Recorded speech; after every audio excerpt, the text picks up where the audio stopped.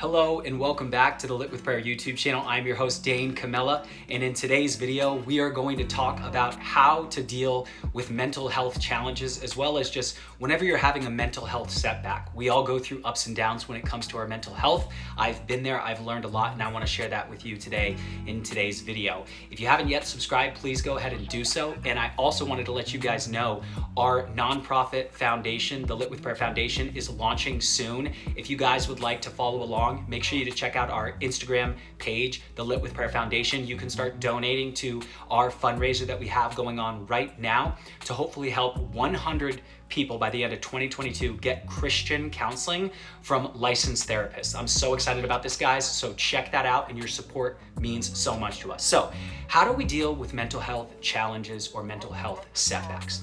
In our life, we're gonna have days where we feel on fire for God and on fire for everything that we're doing. And we're gonna have days, sometimes weeks, or maybe even a month where we're just in the dumps. We don't feel inspired. We feel drained, tired, and lethargic. And we wonder, how do I get out of this slump? Have you been there?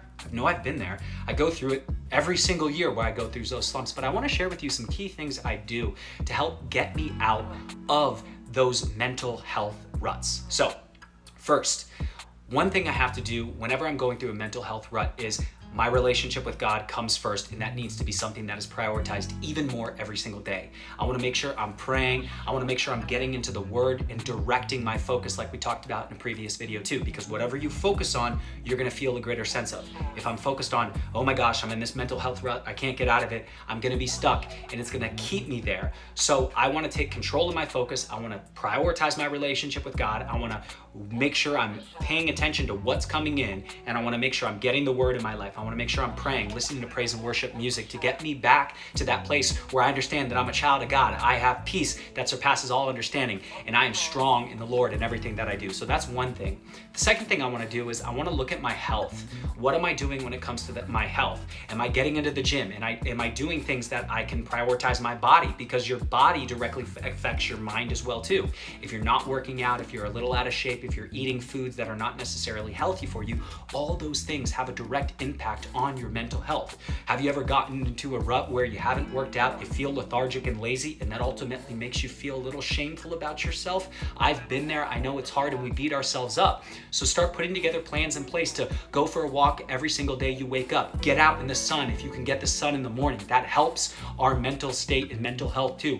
Are you drinking enough water? What's coming in? Or are you participating in behaviors that are addictive and just bad for your overall body as well as mind? So number two is taking care of your body and your overall physical health. That is so important to remember. Number three, are you making progress when it comes to your family relationships and your career?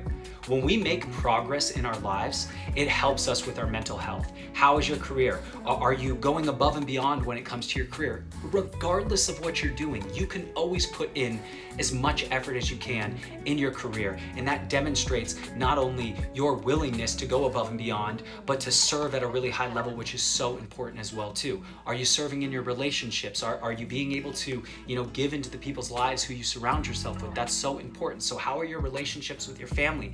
Call your friend, call your brother, your sister, your mom, your dad, whatever it means, and strengthen those relationships. Let them know you're going through a difficult time. It's so important to get counseling from friends, family members, mentors, and you don't have to be ashamed to tell someone that you're going through something and you need a little bit of guidance, because one message from someone, one supportive conversation can change it for you. I know it's done it for me when I've gone through those things. So make sure you counsel with your family, your friends, and also just making sure you're making a little bit of progress in your work. I know you might be saying, well, Dane, if my mental health is struggling right now, how am I going to make progress in my work? It's a choice. You can still choose to say, hey, I'm going to get everything done and I'll worry about this later. And I know I'm not in the best headspace, but I'm going to continue to move forward anyways. I'll deal with this later. Make that hard choice. Discipline yourself to go above and beyond. It creates progress. Progress creates more happiness in your life. Last, gratitude. Gratitude is so important. If you can get up every single day and you can pray and thank God for your life and everything He has done for you, not just about what everything is going wrong right now, right? You're focusing on what's going wrong. If you can focus a little bit on what you have, everything that's great about your life, maybe you do this in a journal. I do it in a journal, and I do it through my prayer life. When you are grateful, when you're coming from a place of expressing gratitude, it is very hard to feel angry, sad, worried. Again, changing your focus, is changing the experience that you feel in the moment. Gratitude is a superpower. Gratitude is something you can enact by speaking the things you are thankful over in your life. And if you're sitting there going, well, I don't really have anything to be thankful for, think again. You have a life that was given to you, which is a gift from God. You have made in the image of God. You were given a one-of-one life. You can be grateful for that. You can be grateful for waking up and just having another day on this earth.